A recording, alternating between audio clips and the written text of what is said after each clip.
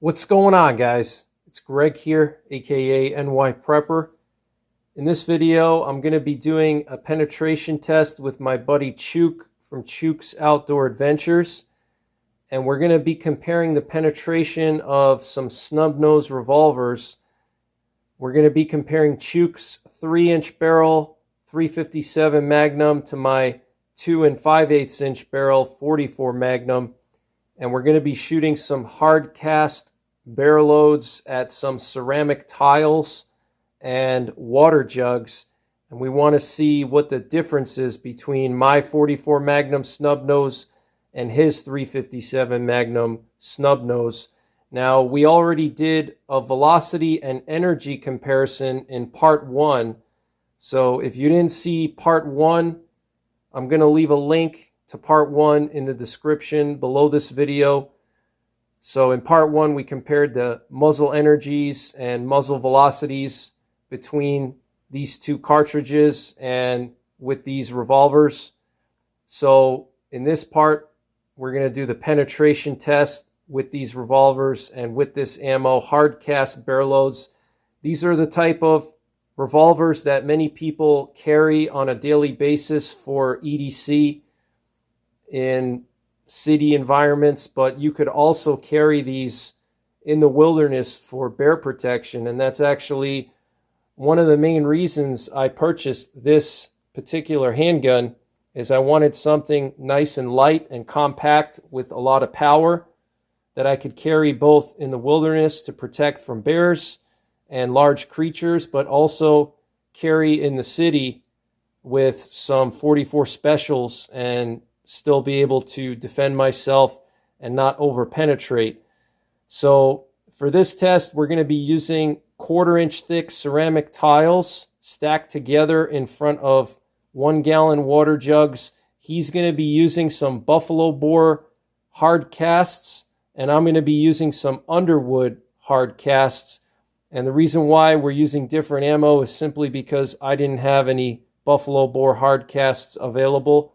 So I went with the Underwood 305 grain hard cast, and this is the deepest penetrating 44 Magnum factory load that I've tested out of this revolver. And I've shot this load at so many different things, from wood to sheetrock to sheet metal to plywood. So it's going to be really cool to see how it compares to Chook's 357. He's using a Smith & Wesson Model 686 with a 3-inch barrel, and I'm using a Smith & Wesson Model 629 Performance Center with a 2 5/8 inch barrel. So basically the same length barrel. And this is a 6-shot revolver. And I have these custom night sights made by Tooltech Gun Sight. Excellent company and excellent night sights. So let's get started shooting and let's see what happens. What do you guys think? You think there's going to be a big difference between the 44 Magnum snub nose with the hard cast barrel loads from Underwood versus the 357 snub nose with the hard cast barrel loads from Buffalo Bore? Take a guess, put it in the comments, and let's see what happens. All right, we're rolling. All right, got Smith & Wesson 686, Chook's gun. I'm Chuck from Alaskan Ballistics. Go check out my channel. This is Chook's gun 357 Magnum. It's a double action only, which I kind of hate myself. I love having a single action trigger pull for this kind of stuff. But we're going to shoot it through these ceramic tiles, 2 of them. And then we've got 7 jugs of water. And we got a bulletproof panel that's been shot already today, and a bag of dirt to stop it. So we'll see how good this Buffalo Bore hardcast does. All right, here we go.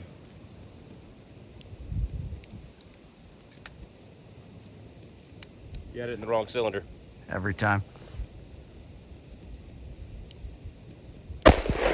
Oh! Woo!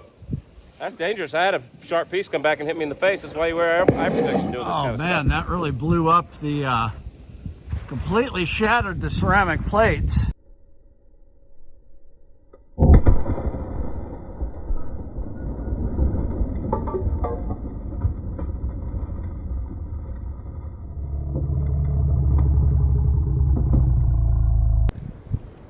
You had it in the wrong cylinder. Every time.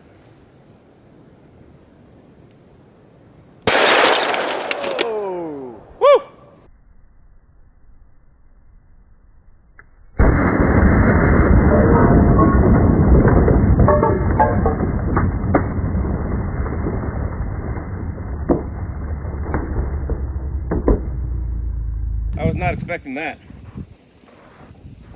I don't know if we went through any water.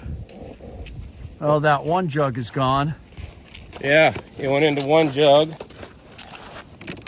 And then it bounced off this jug. Wow. The ceramic plates are that hard that it bounced off this jug. Looks like I'm gonna have enough water bottles after all. Yeah, it looks like it. Wow. Probably should only put one ceramic plate up there. That stuff is tough. I mean, body armor is made from ceramics, not this stuff. Right. Tougher stuff than this. But, you know, you put two of these together, it got one water jug.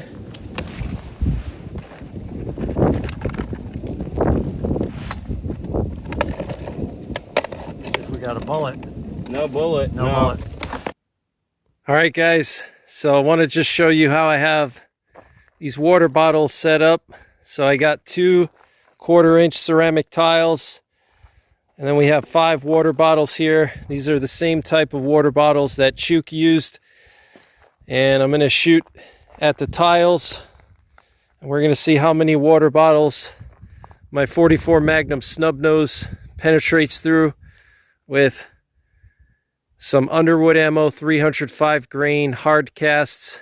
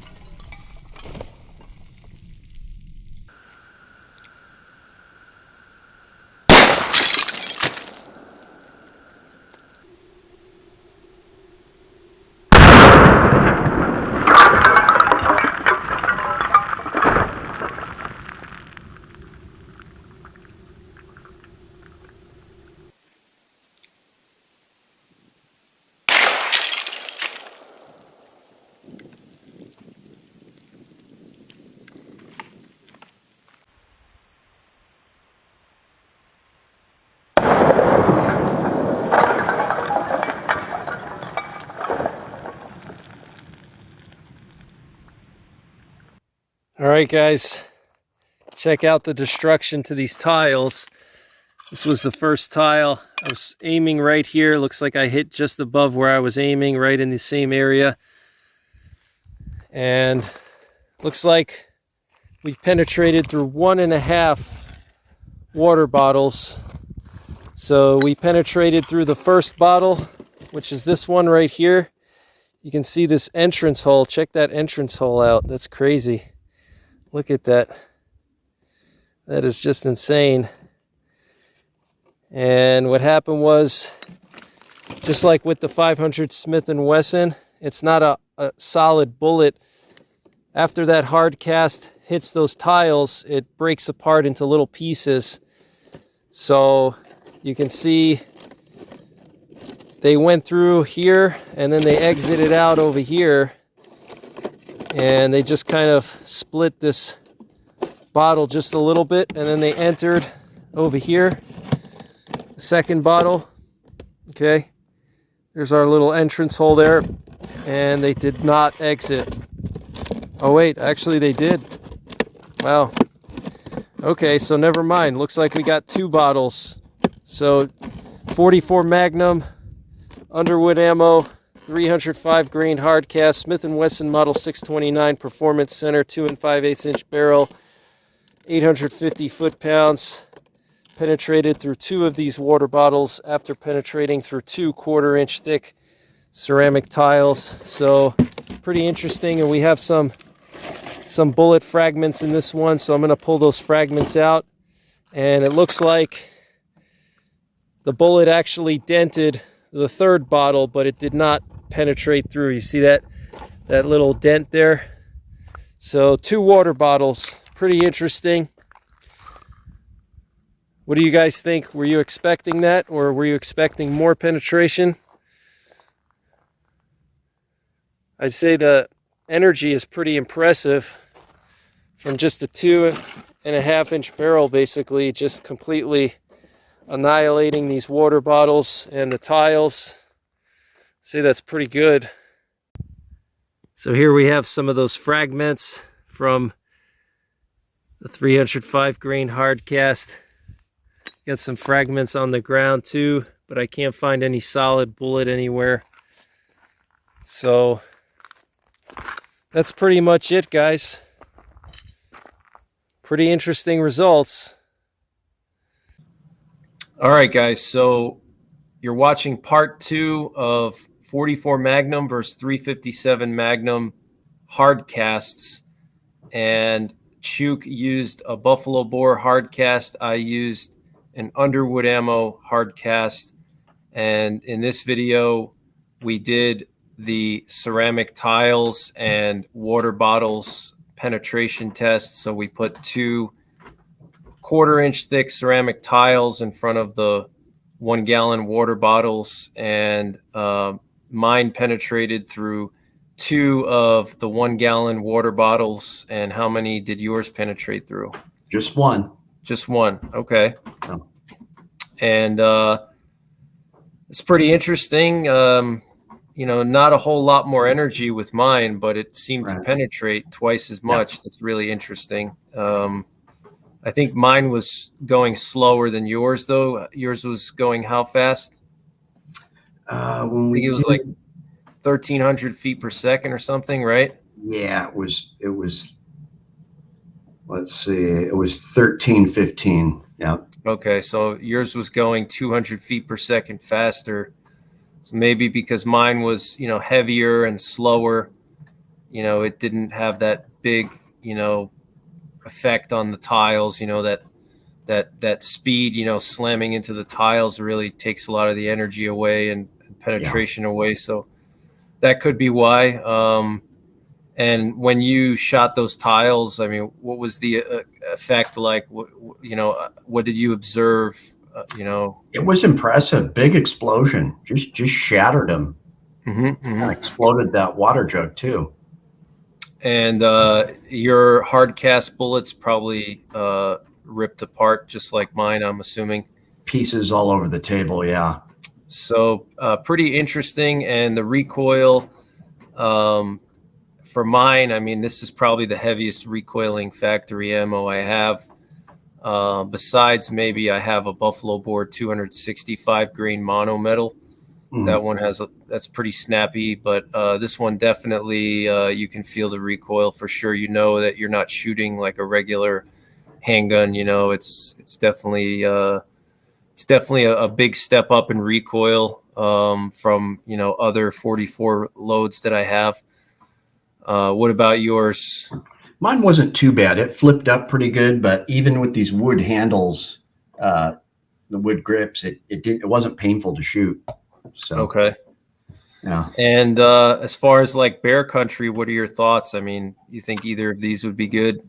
I think the 357 is good if that's all you have. It will work. You know, it's close to 10 millimeter power more a lot of times, but kind of rule of thumb in Alaska is 44 Magnum or bigger. So I would still stick with the 44 Magnum, and it, you know, it did better in this test. So now, even with this short barrel, it would probably be a little bit on the light side for brown bear. Yeah. I would probably want like a 4 or 5 inch barrel, but still, I think it would work if you were close enough. And you know, if the bear was like right on top of you, I think one advantage with a short barrel is that you can swing this thing around real easy. So if like you're in a life or death struggle with a bear and you have to pull this thing out of a holster, you can just you know, just swing this thing right there, and it's right in the bear's face, and you know that could be enough to save your life. You know, both of these are compact. This does have one advantage where it's 7 shots, so something to think about too. One extra shot, and also a little bit less recoil, I would think, with the 357. So you can probably get maybe 1 or 2 more shots, you know, on target faster. So yeah, I think they're both good revolvers for you know, wilderness carry and even on the street, you know, with appropriate ammunition. I mean, you're not going to carry Buffalo Bore bear loads on the street, but you know, you can carry like 38 special, 44 special, and that's going to be very close to like a 9mm or something like that. Yeah. So is there anything else you want to add, or? No, just that I would probably stick with the 44 Magnum, but if all you had was a 357, it'll work. I think that 357 would be a great choice in the lower 48, especially if you're in like black bear country. Yep. I think 357 is excellent for like, medium-sized black bear. I think that's perfect. It's just enough power and it's not a whole lot of recoil, and it's light and, easy to shoot. So, well, if you don't have anything else to add, that's pretty much it, guys. Hope you guys enjoyed this series, and check out Chook's channel from Chook's Outdoor Adventures. And that's pretty much it. Take care and God bless. Thanks, guys.